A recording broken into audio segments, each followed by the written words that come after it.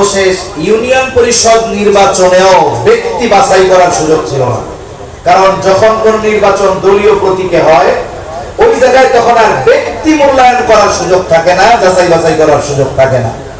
একসময় ইউনিয়ন পরিষদেও নির্বাচন হবে, কোন দলীয় মার্কায় হবে। এখন সবাই চিন্তা করতেছে যেই দল ক্ষমতায়, কোনো মতে যদি ওই দলের মার্কা নিয়ে চেয়ারম্যানিতে দাঁড়ানো যায়, ভোট দিনে লাগবে না, ভোট রাতের বেলা ভূতে এসে যাবে।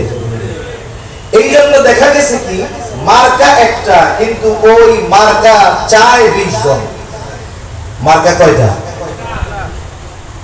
এটার ক্যান্ডিডেট কয়জন?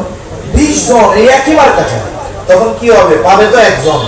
তখন এই মার্কা উঠে নিলামে উঠে। এইবার দাম শুধু বাড়ে, বাড়তে বাড়তে এক এলাকায় এক চেয়ারম্যান পদপ্রার্থী, সে সম্ভবত 5 কোটি টাকা দিয়ে শুধু মার্কা নিছে।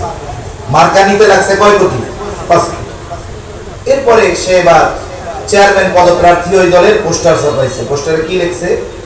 আসন্ন 1 নং ইউনিয়ন পরিষদ নির্বাচনে চেয়ারম্যান পদপ্রার্থী হিসাবে অমুক ভাইকে তমুক মার্কায় ভোট দিয়ে অত্র ইউনিয়নের জনগণের সেবা করার সুযোগ প্রদান করুন।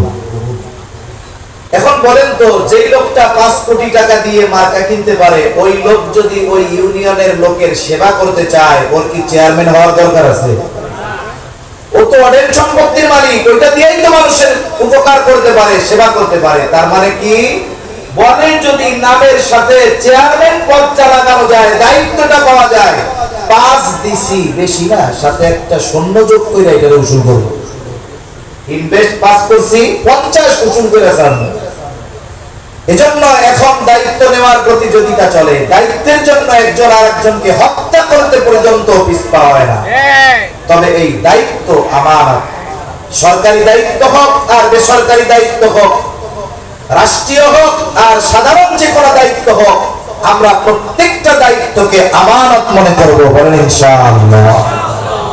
রেজাউল করিম আবরার হয়ে আসতেছে তো।